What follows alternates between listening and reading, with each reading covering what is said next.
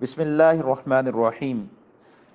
قومی اقلیتی کمیشن میں قادیانیوں کو شامل کرنے کے حکومتی فیصلے پر مذہبی حلقے میں تحفظات پائے جا رہے ہیں اور مذہبی حلقہ احتجاج کر رہا ہے۔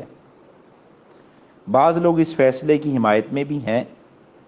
اس سلسلے میں عرض ہے کہ یہ بات تو بالکل بجا ہے کہ قادیانیوں کو مذہبی حلقوں کی طرف سے ہمیشہ دو باتوں کی دعوت دی جاتی رہی ہے۔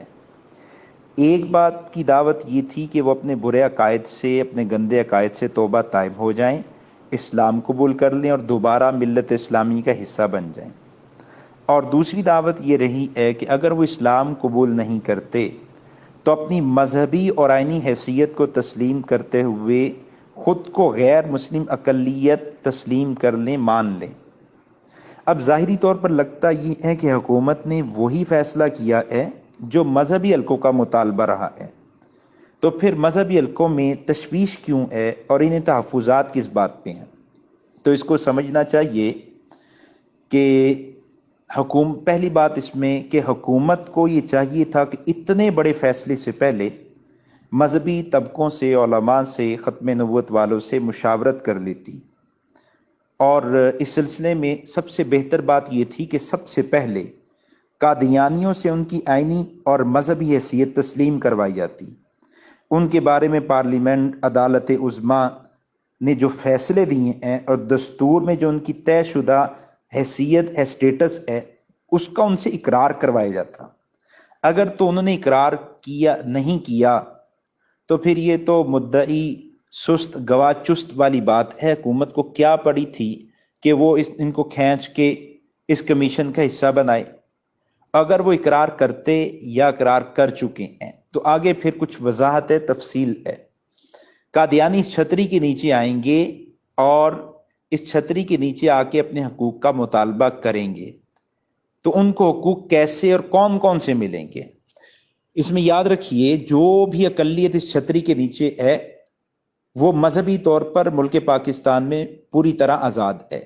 قادیانی اس چھتری کے نیچے آئیں گے تو وہ ان اقلیتوں کی طرح آزاد نہیں ہوں گے، بلکہ 74 اور 84 میں جو ان کے بارے میں فیصلے آئے ہیں، قوانین بنے ہیں، قادیانی ان قوانین کے تحت مذہبی طور پر آزاد ہوں گے۔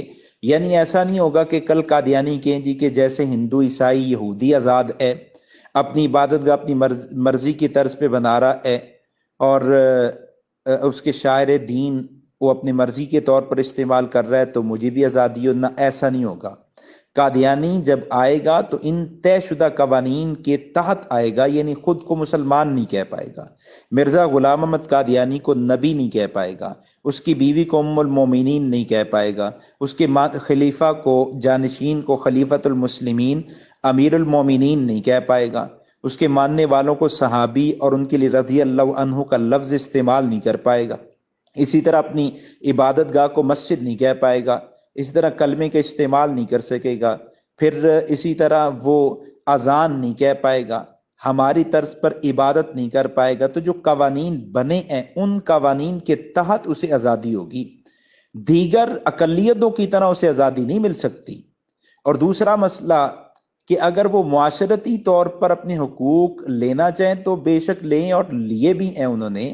یعنی اگر ملازمت کرنا چاہتے ہیں، تجارت کرنا چاہتے ہیں، کاروبار کرنا چاہتے ہیں تو کریں، ملک پاکستان میں پہلے بھی سب کچھ کر رہے ہیں، تجارتیں بھی چل رہی ہیں۔ ہاں، یہ الگ بات ہے کہ میں ان کے پاس ملازمت نہیں کرتا، یہ میرا ذاتی مسئلہ ہے، میرے تعلق والوں کا مسئلہ ہے، میں ان سے لین دین نہیں کرتا، یہ میرا ذاتی مسئلہ ہے، وہ آئیں کریں۔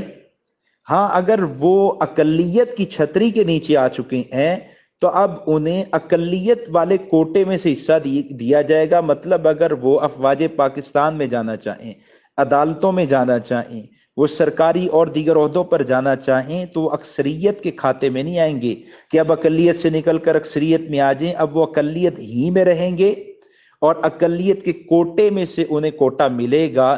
آئیں قادیانی، اس حیثیت کو لے کے آئیں اور ان پابندیوں کو لے کے آئیں، غیر مسلم اقلیت خود کو تسلیم کریں، اور حکومت وقت کو چاہیے کہ وہ علماء کے ساتھ بیٹھے، اس پر مشاورت کریں، لاہ عمل طے کریں۔